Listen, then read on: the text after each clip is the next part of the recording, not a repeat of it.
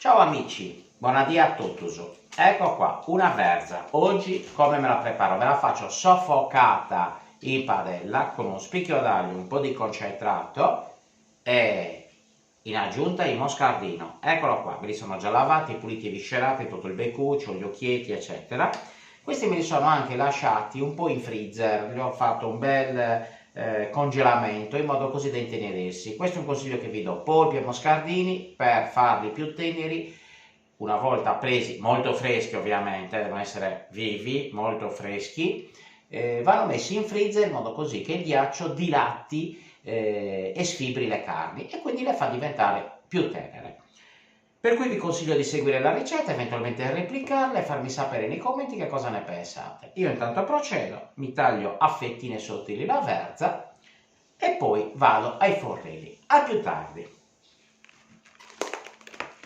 Questa bella verza la preparo togliendo per prima cosa le foglie esterne che rimangono più coriacee, non che non si possano utilizzare soprattutto quando si fanno minestroni, minestre, passati eccetera, però in questo caso preferisco levarle e quindi utilizzare le parti interne. Guardate che spettacolo, è bellissima questa verza.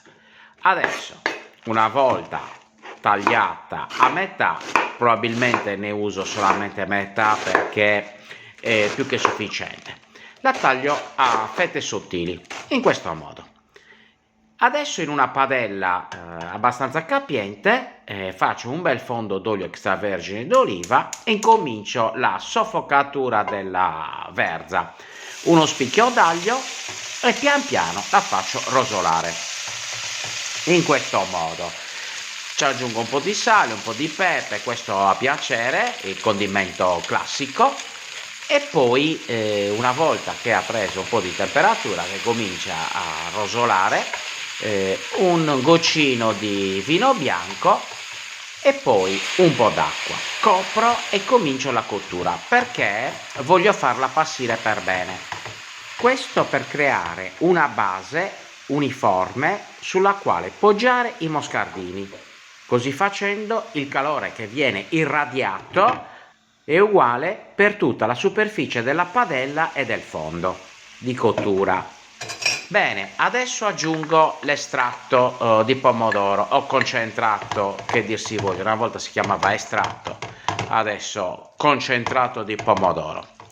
Ecco qua, quindi un bel condimento. L'acqua è minima, come notate, perché i moscardini contengono molta acqua come tutti i molluschi, quindi ne rilasciano molto loro in cottura.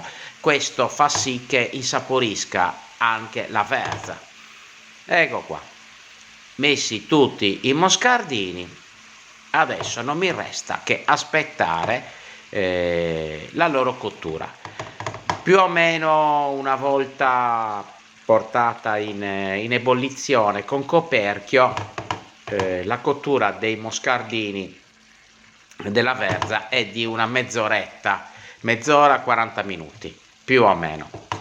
Se c'è eventualmente da aggiungere un goccino di vino bianco o d'acqua, questo si può fare volentieri. Sale non tanto perché i moscardini sono abbastanza sapidi, come tutti i molluschi, e quindi non faccio altro che aspettare pian piano la cottura.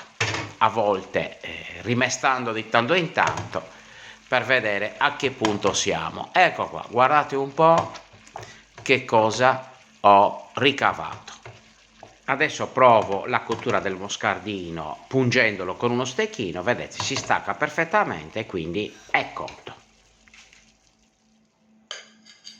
Adesso in piatto, ancora caldo, e mi appresto ad assaggiare questa meraviglia. Ecco il piatto finito. Spettacolo, adesso assaggio.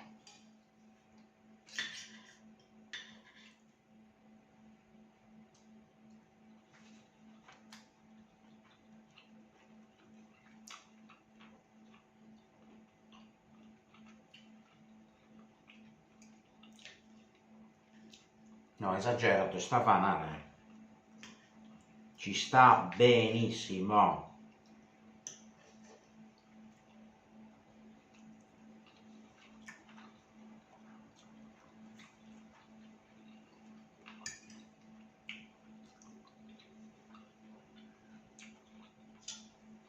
È veramente uno spettacolo.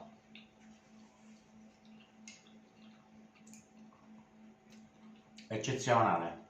Fatela e fatemi sapere cosa ne pensate. È uno spettacolo, è veramente eccezionale. Per ingredientini, perza, moscardino, un po' di concentrato, basta. È veramente un gran piatto. Ciao, alla prossima ricetta. A buon ugo. Sì.